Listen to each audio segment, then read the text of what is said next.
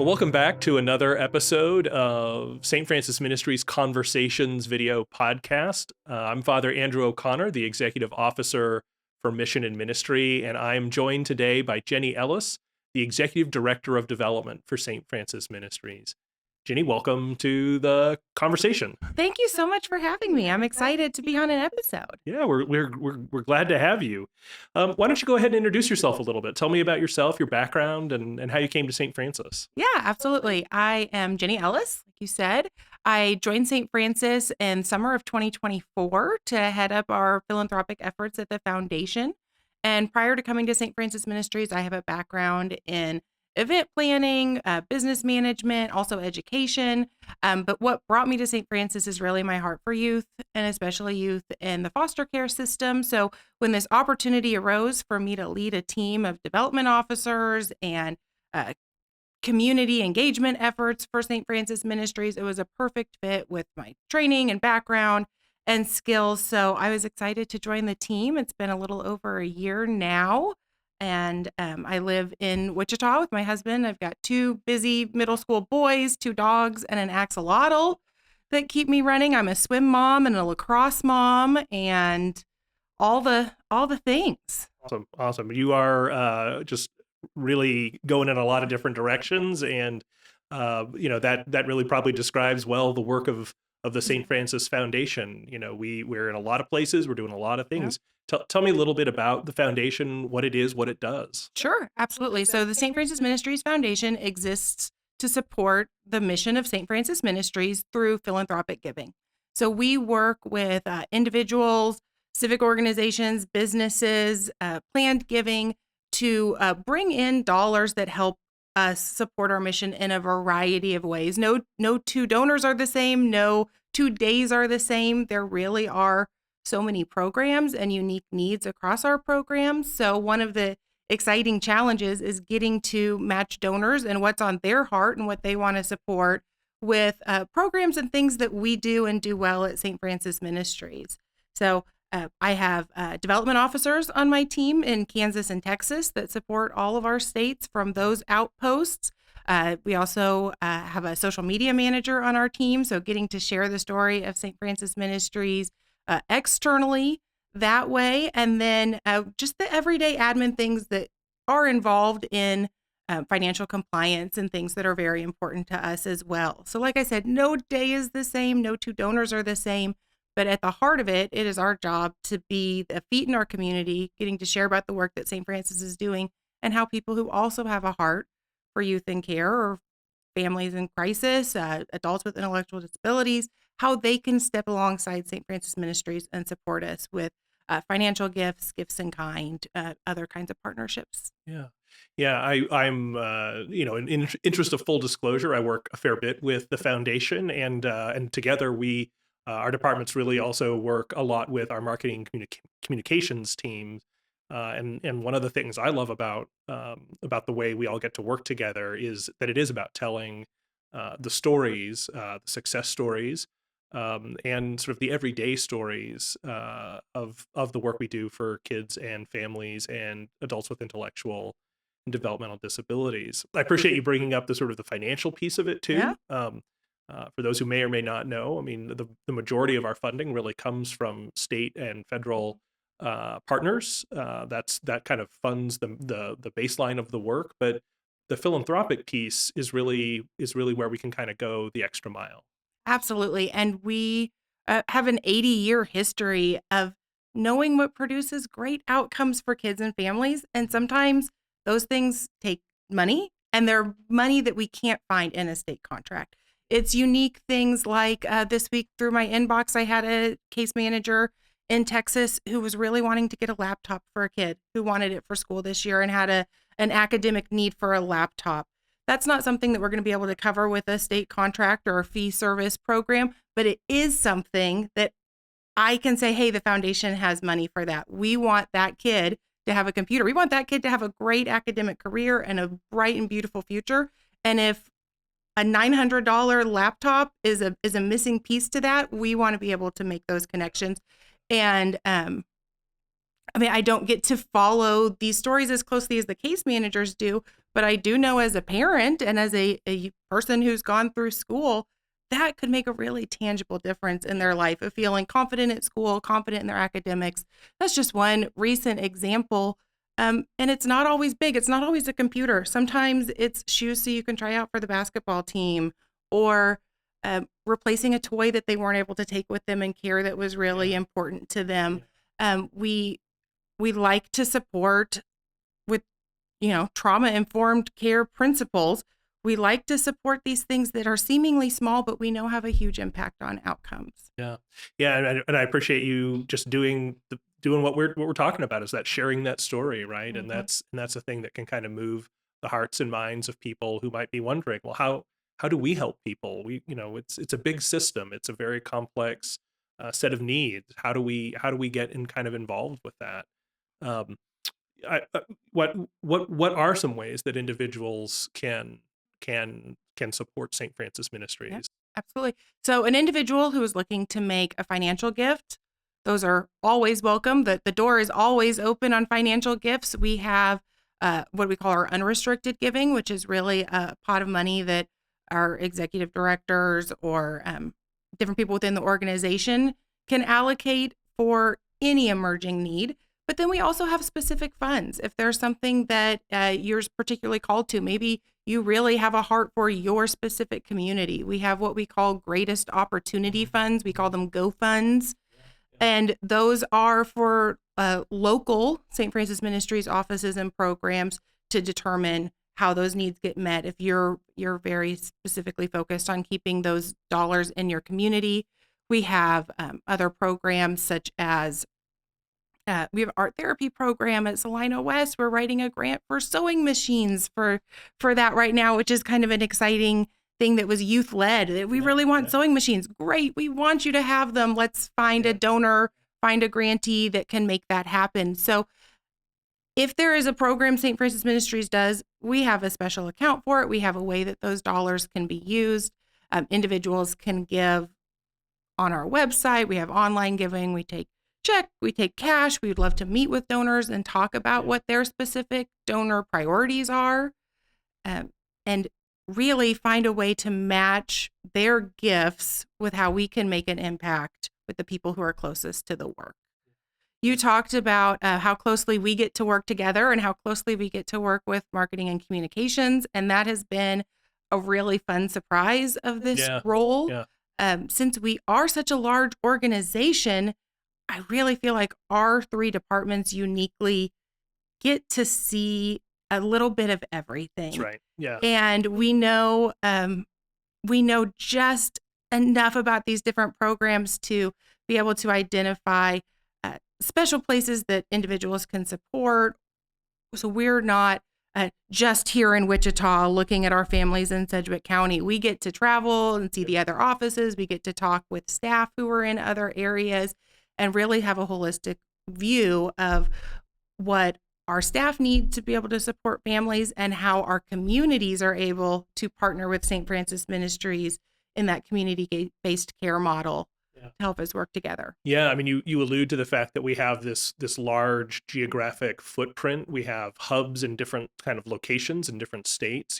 Presently we're in Nebraska, Kansas, Oklahoma, Texas, Arkansas, and Mississippi. I have to do it geographically, so I make sure I get all of the north to all the south places. And head east. Yeah. And you've talked about what individuals can do, and you've also alluded to the fact that part of what we do and part of what we care about is that community-based care model. So talk to me a little bit about what communities can do. How do we engage communities here at St. Francis? So every community is unique, but one thing I think they all have in common is they care passionately about the youth that are in their area and their well-being. They want them to be safe at home, and they want to find tangible ways to support that. So like I said, it looks different in every area, but we have businesses, community foundations, church partners in nearly every community we're in, where we have a hub, where we have an office, and they are very in tune with what in-kind items are in need for that area, how they could partner with St. Francis Ministries, maybe to provide space for licensing classes or foster parent night outs or holiday parties when we do Christmas for kids. So we really are looking for partners large and small who want to find a unique way to directly impact kids in care near their homes, Yeah. in their Yeah. Yeah. communities. Yeah. I think it's really helpful for us to always remember, that we're not just sort of flying in with all the answers and all the solutions. We're walking alongside communities. We want to be invested in communities, Mhm. so that those communities can be enriched by the help that can happen for children and families, especially in challenging circumstances. Strengthening those families strengthens those communities. I think that our healthcare equity team spends a lot of great work and thinking around really the cultural identity of the youth in our care and how we can honor and support that. There are other teams in St. Francis, obviously, who do that as well. I'm very comfortable and familiar with what that looks like in Wichita, Kansas, maybe less familiar in some of our smaller communities in Western Kansas, and even less familiar in the panhandle of Texas. But having those community partners, other nonprofits or local agencies and organizations that we can form alliances with, we can work with, we can honor that for youth and care by doing this community level work together. Yeah, why don't you talk a little bit about your development officers, Mhm. Shay and Rachel, and where they're working and sort of what they bring to that Yeah. that community connection. Absolutely. So Shay and Rachel are our development officers. Shay works out of Kansas and Rachel works out of Texas. And their job, a lot like ours, is to tell the story of St. Francis Ministries and meet donors and invite donors to be part of our mission by giving gifts. Another piece of that might be a grant if an organization was large enough to have a mechanism to develop grants. But they really do get to go into the communities and match donors to a need that we have and walk alongside them. So they cover all of our states, all of our programs, but they do it from our kind of our northern hub and our southern hub. Yeah. Yeah, so I love one of the kind of programs that we've come together, sort of project we've come Mhm. together on here locally through Shay's connection with Shields, Mhm. and what we kind of cooked up for that. You want to talk about the pop Sure. up shop? Yeah, Shay has been stewarding that relationship with Shields here in Wichita since before they opened their doors. And we are honored to have them as a very valued community partner. It began as a program where we receive items that have been returned to the store that they don't put back out on the shelves, uh, but they're in great condition, Yeah, it's basically never still worn new. new. Yeah, Yes, it's still new. And so we are the recipient of those, also accessories and sporting gear and that kind of thing. So we have been able to partner with at local churches and do pop-up shops. So our youth can come in. We set it up on the racks and the shelves and lay it all nice out in a neat shopping experience where they get to come and select for themselves clothes, shoes, accessories that they would want. That's a multi-year partnership we've had with Shields. I think that Shay's actually headed there next week to get another van full of gear, which is perfect timing for yeah, back to school. Yep. It's really beautiful to see those things come together. Every time we've done one, the, the, there's always one kid who they come in their mind with like, I really want pink, sparkly, light up shoes.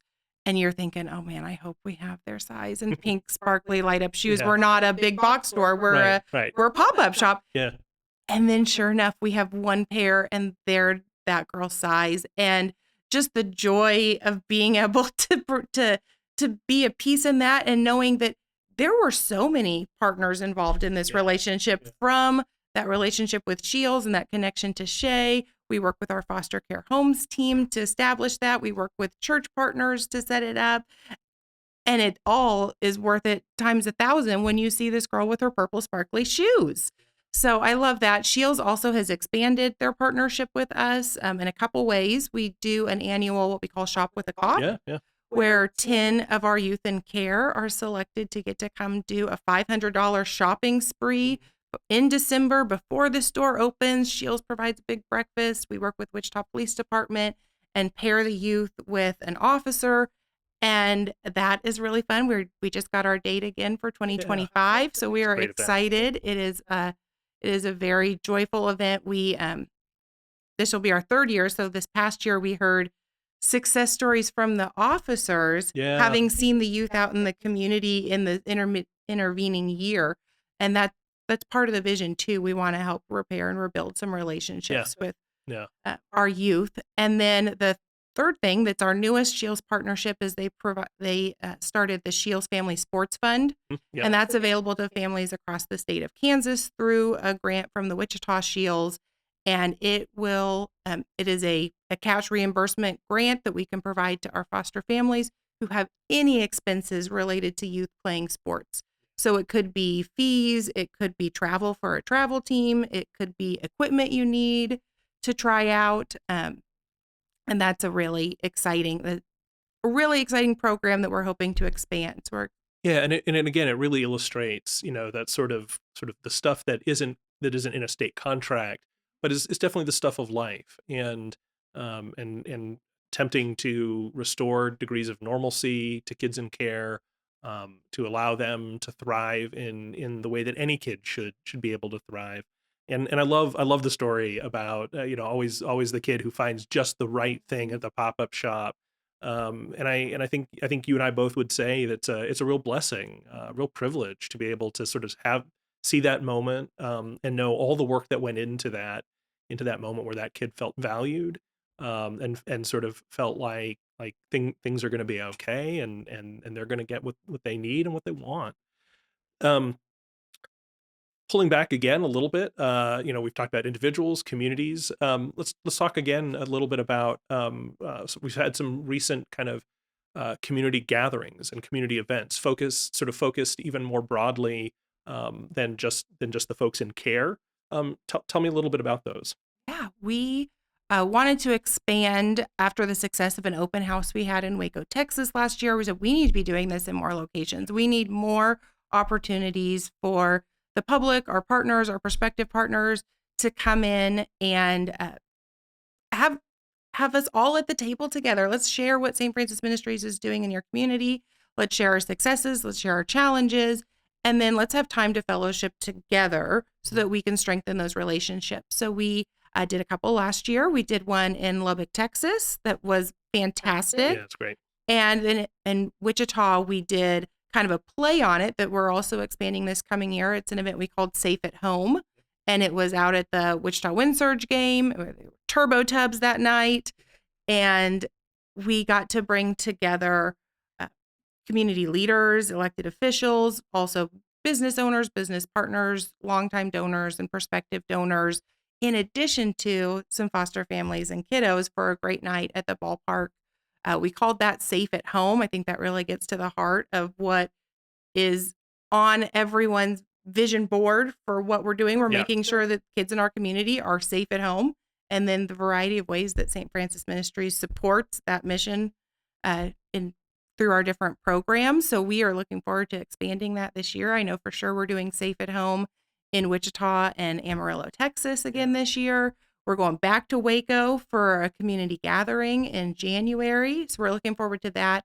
And it has just really given us an opportunity to highlight these programs. The people doing the work, the people closest to the work, are in that world, and we want to elevate and share those success stories so that community members can hold us to account on what we're yeah, doing in their yeah. community, Right. but also find opportunities where we can work together. And those larger community gatherings are really just an effective way to do that. They're step one in the conversation. Let's Yeah, get together and then let's meet with Rachel or Shay or Jenny or Father Andrew and see how we can take this to the next level. yeah, and I'm a bit of a baseball fan, and on the Wind Surge night at Turbo Tubs, was able to go up in the booth and live one of my sort of long held bucket list dreams of being on the radio call for a couple innings, and sharing out again even further the story of who we are and what we do. And I loved that, that it was, as much as it was about that kind of building up of support, it was also a night, to let our foster families have some fun. And there really are few things funner in our world than a minor league ballpark and a good game on a summer night. It was great. It was. We had been calling those friend raisers, which is a word that Microsoft refuses to acknowledge. No matter how many times I say ignore, I still get the red squiggle. But they aren't fundraisers. There's not an appeal for, you're not passing an envelope at the end of the night. We really want friends, advocates of our program, to walk away saying, I know a little bit more about St. Francis. I have a really good view of what they're doing and how, if it turns into some way we can work together, or if it turns into uh, maybe you want to be a foster parent, maybe you want to provide respite care, maybe you met somebody from our foster care homes team that lit a spark in you. So it really does encompass a lot, but it's been one of the more joyful additions to this year was getting to roll those community gatherings out. Yeah.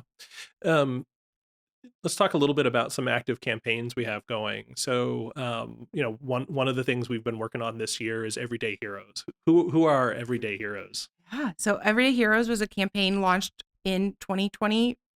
We'll continue it again next year. But our Everyday Heroes are the people in your community who step up to care for kids and families in need. And it's everyone from a driver who works for St. Francis Ministries, who's entrusted with the safe transportation of a youth in care, to a foster or kinship family who stepped up to provide a safe home, those family support workers. It really does encompass a lot of the folks who come together to do this work, to do this wraparound care. So Everyday Heroes was a campaign that allowed us to go out and talk to prospective donors about an opportunity they could have to stand alongside these heroes, hear some of their stories, and then contribute financially. It was primarily an unrestricted fundraising campaign so that, when a kid needs a computer or a pair of shoes, or got selected to go to, BattleBots robot camp and needs some cash to get to that competition, we have those funds available so that we can in turn go to our family support worker. Yes, write the check. Here you go. Or we have supporters in the community who entrusted us with dollars specifically so we can be really proactive in making these things happen for kids and families. So Everyday Heroes was a great addition. We got to do some really fun superhero comic booky things Yeah, with that's it. right. I think the imagery is great. Everyone has their own concept of what a hero is, but everyone also associates them with, I'm supporting my community, I'm stepping up, I'm standing in the gap, I'm doing this thing to help others. And that has made the campaign really fun to get to share with folks. So Yeah. Yeah, it kind of reminds me of a little, sort of jokey little line that a priest I used to work for back when I first started out would say about somebody who would say, oh, Father, how do I get to be more spiritual? And the priest would say, well, you tithe. And the person would, the joke was the person would respond, well, okay, Father, what's the second best thing I can do to become more spiritual? And yeah, we talk about money. We talk about the need for giving, and that it does make a difference, and it can be transformative in your life to support the kind of work that we do, and to find those heroes. I think everyone hopes that they would, in a moment of crisis, they could step up and be a hero. And certainly that's one way, but also we need those everyday heroes, right? The people who kind of come in every day and make sort of patient movement towards the goal. And I think that's a great way to talk about kind of what it looks like day to day at St. sure. Francis. Oh, and we also have our staff in the field. They have their own relationships with the families that are providing care and the youth in care, and they're the ones who are closest to the work, who know what a need could be or is, and for them to be able to act on it and provide that and strengthen that relationship and be the one to get to be the hero. If there's a kinship family who says, hey, we could take both siblings, but we don't have beds right now and we don't have the cash on hand to get beds, for that family support worker to be able to say, we've got you. St. Francis Ministries has your back. we're here for you. We're going to get you bunk beds and mattresses. Um, that can mean a lot for the family support worker who's providing care, and hopefully sustain them, build that relationship, and sustain them to help even more families. Yeah. Reminds me of a trip you and I took not that long ago up to the Little Apple, Manhattan, Kansas, and both to visit a church and thank them for their generosity with Christmas for Kids. We'll talk about that in a minute. But I was impressed with their heart for their community, but I was also impressed by our foster care recruiter who had connected us and was that main point of connection with that congregation. A lot of that was facilitated by one of our people, Allie Webb, who just knows that community and knows who to talk to and knows where to connect.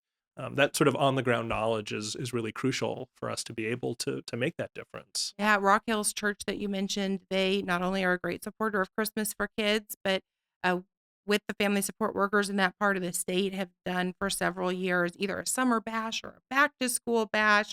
Let's bless foster parents by making sure that they can get all the back to school supplies and things, but also have a night of fun and a Yeah, night where they can be around other families that are also providing care and the community that builds. So, really getting to speak with the people who are out in the field and see these different partnerships and how they serve the specific needs of their community. yeah. Yeah, and it's again, communities sort of know best, right? That those are the places where this is actually happening, and there are so many ways in which a church, a local civic group, school staff, I mean, you name it, you name the group, that can really support kids in the foster care system. Yeah. One of our largest dignity drives last year, dignity or a basic care item drives, was spearheaded by a couple high school seniors at a high school out in Hayes. And they made it their own project. They were able to work with myself and that local office on what items are you most needing for kids who are entering care, maybe in an emergency situation. Did the drive and were able to bless that office with a stocked shelf and closet full of items that they can grab and go and have on hand for kids in need. So a dignity drive is something that's always on our wish list. We have kind of a standard, these are the items that we need and use. Another one that has become, really popular and prominent in the last few years are suitcases, new bags and suitcases for kids in care. Uh, some of our communities have a lot of those on hand. Some are really in need a lot of those kinds of items. That's another great project for Boy Scout, Girl Scout troop, civic organization to get behind. Right now, I've got Christmas on the brain, though. Yeah, It is August right now, and we have been in Christmas mode for a couple months.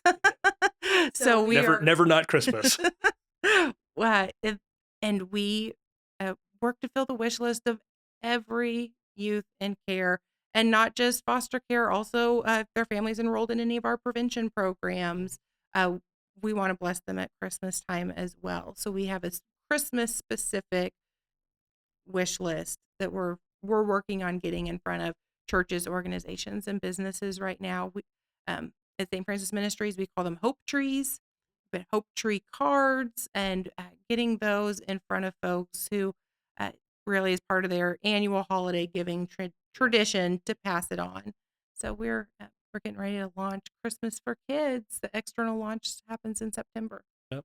And again, so many different ways for different groups to participate. You talked a little bit about the wish list. So what's on the wish list? Oh goodness. Well, we support youth from birth to independent living. So we have all sorts of toys, black hoodies, and talkies. I think were our most popular wished for item. I have a teenager, so that did not seem suspicious to me. That seemed right on track. I have teenagers as well, and they all would say those are on the list. Yeah, Hot Wheels and Legos, and my kids are a little too old for Bluey. There we saw a lot of Bluey requests. Some of our offices not only will gift children, but they'll also do a shopping day where siblings can come in and shop for each other. So if a business or organization didn't want to commit to, we're going to adopt these 10 children, but instead wanted to do more of a general shop, we have offices that could do that. So siblings get to come in and get to experience their own generosity with the help of some of our donors. That's a really beautiful way to support. And then we also do have families who we bless through our gift card program. They can use a gift card during the holidays to do a holiday meal or holiday outfits.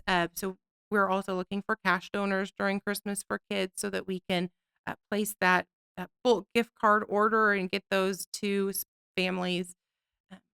Our Texas Home Visiting Program works in home with families who've self identified as needing extra support. That's down in Waco last year. They did family fun baskets, which I thought was such a creative way to support the whole family. There was a baking mix and all the items you needed for it. There were board games, there were age appropriate things that they could do together as a family as they're experiencing their own restorative and preventative care.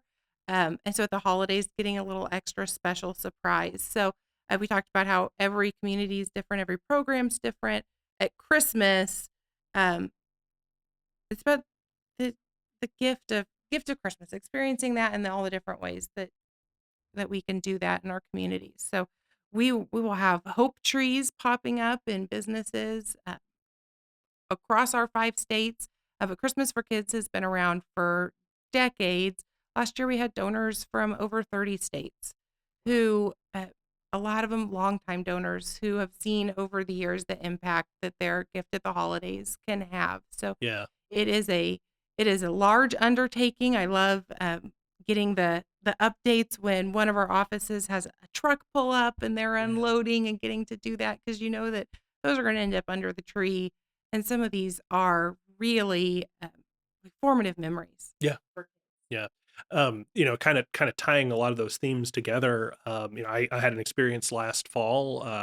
Was visiting a church and was chatting with somebody at coffee hour, and I had one of our little sort of table tents Mhm. about Christmas for kids, and this person said, "Well, what's that?" And I gave the quick pitch about Christmas for kids, and 2 weeks later, we had a van full of stuff from the congregation. This person just took it and ran with it, and a surprising and really lovely amount of generosity, and that goes directly into the hands of the people who need it most.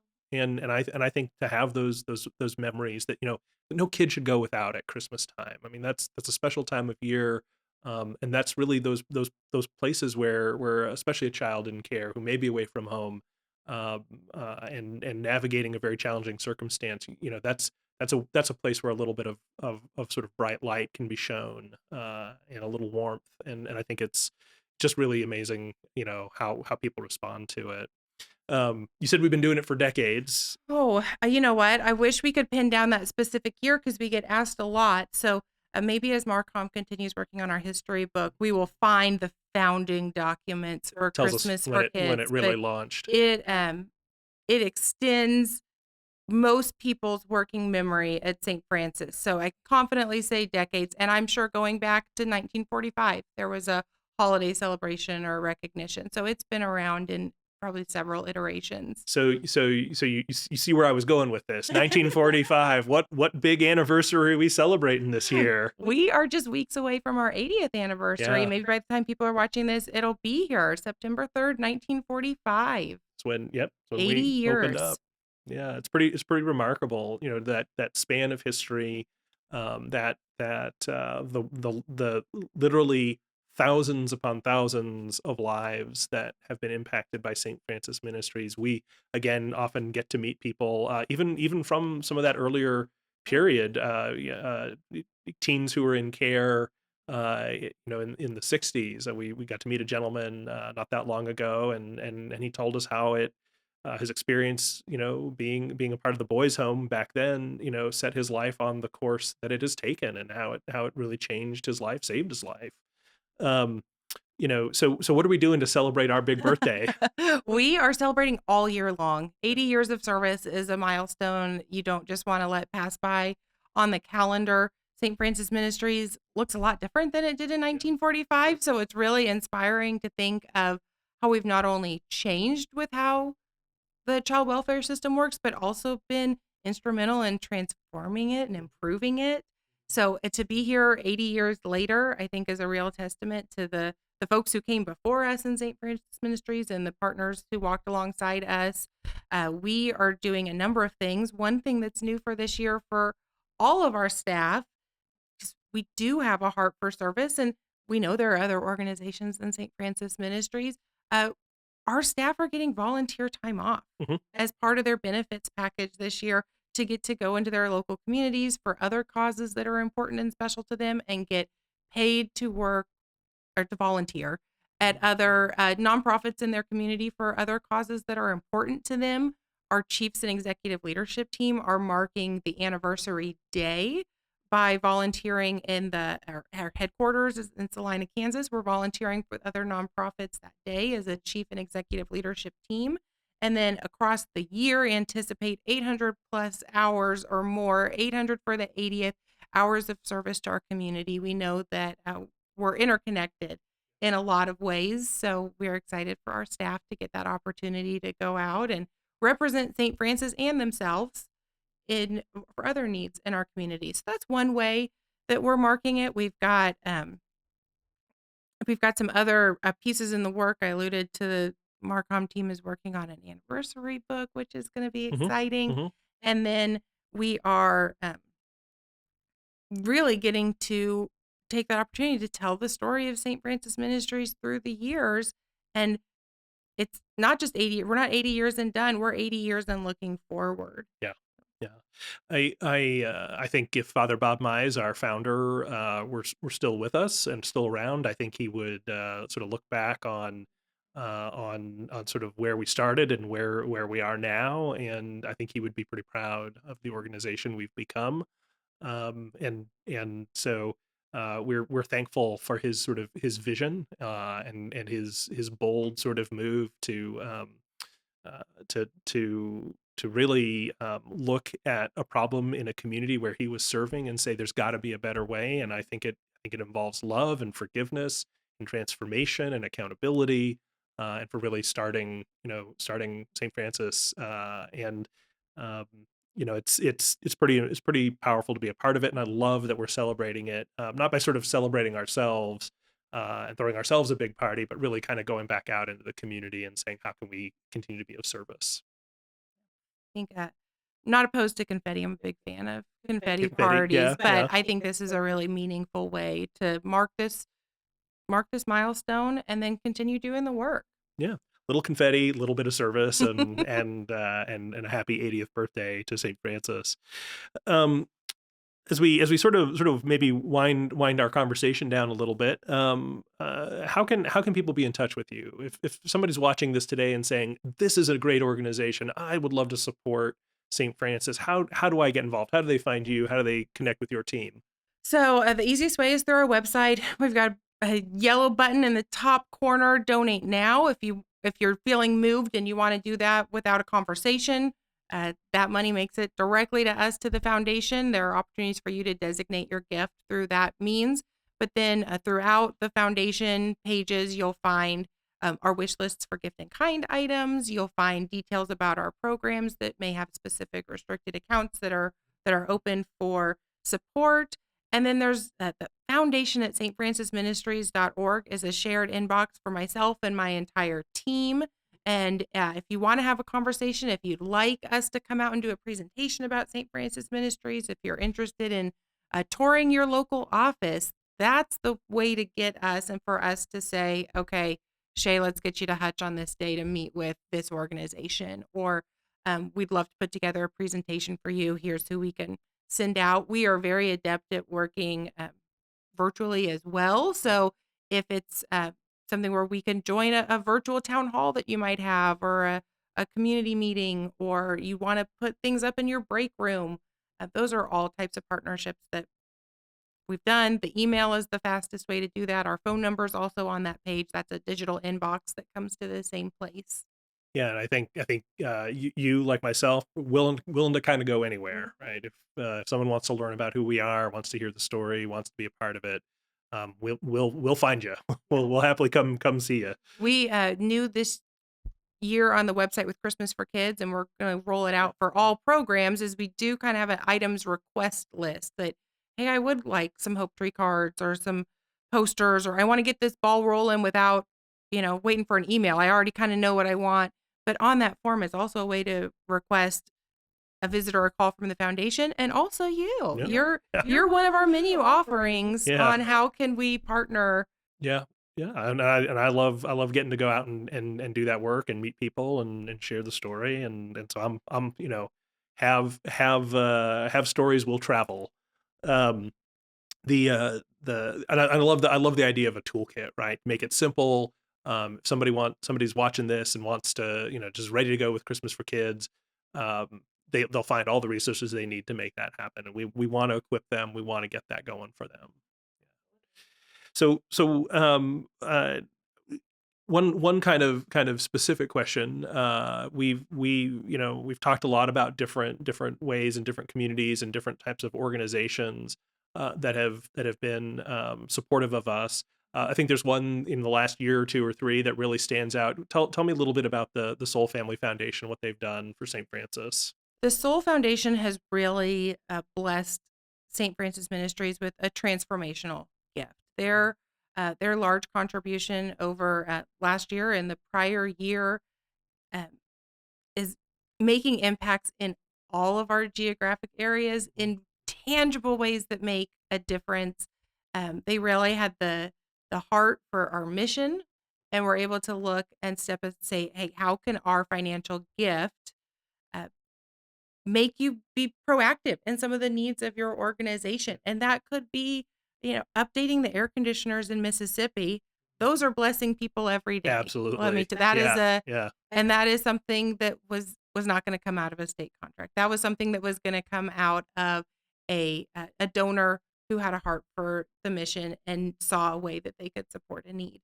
Um, right, new roofs and a gym floor for our residential campus, a horse trailer so that the youth who are doing equine therapy can show their horses as part of that program out at our Salina West.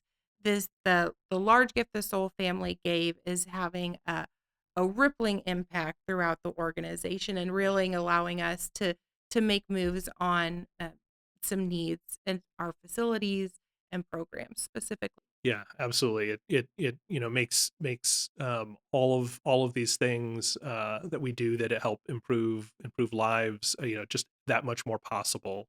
And again, as you say, there are things that are not necessarily in a state contract. Lots of things on the it would be nice to sort of, well, we'll defer list, and to be able to kind of take a number of those items off that list has been a huge blessing for the organization, and more importantly for the people we serve. Mm-hmm. They may never know the impact they've had on hundreds of people, and people receiving the blessing may never know either. They may get the gift of, equine therapy and the esteem building of getting to show a horse, and that is something they may remember forever. And the Soul Family Foundation gift made it possible. So we say every dollar counts, and that's absolutely true. 'Cause a lot of people coming together to do big things makes a big impact. But if you are a representative of an organization that may be in a position to make a larger gift, we do have a vision for a lot of our programs that do involve uh, projects that take a lot of money, a lot of zeros that can look intimidating to an independent donor.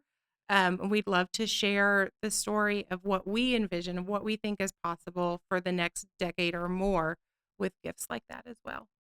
Your team does a great job of sharing that vision. We've talked a lot about how there's a lot of cross collaboration across a couple of our departments. Kind of end on a personal note though. So tell me, what inspires you most about all of this? Oh, wow. I think I said earlier, like, no day is the same. I'm like coming into around to my second year. things are familiar because I've done them before, but never the same. So I love the challenge of it. And I love uh, getting to be a piece of connecting people, whether internally or externally. I've had a heart for youth and care, the foster care system specifically, in my personal and professional life going back decades. So I really feel like if I was going to craft a career that aligned with my own personal values and mission, this executive director of development role would be what I create. So I'm very proud to be part of St. Francis Ministries and getting to do a small piece of the work every day that makes a difference. Awesome. Jenny, thank you for joining us today. And as always, it's great to work with you. And I look forward to sort of all the next things we're going to be getting to. Christmas is coming. And so thank you for joining us, and good luck and God bless you with telling our story.